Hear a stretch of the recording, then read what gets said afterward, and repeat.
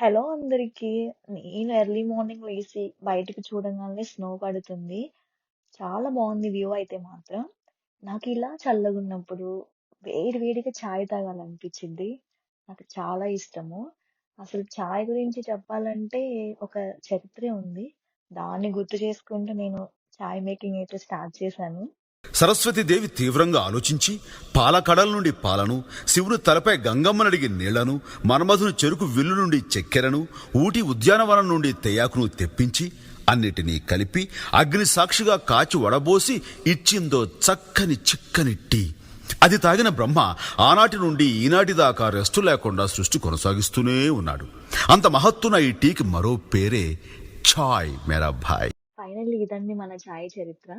So నేను ఒక cup చాయ్ తోటి నా డే అయితే స్టార్ట్ చేశాను. మీలో ఎంతమందికి చాయ్ ఇష్టమో నాకు కమెంట్ బాక్స్ లో కమెంట్ చేసేయండి. Thank you for watching.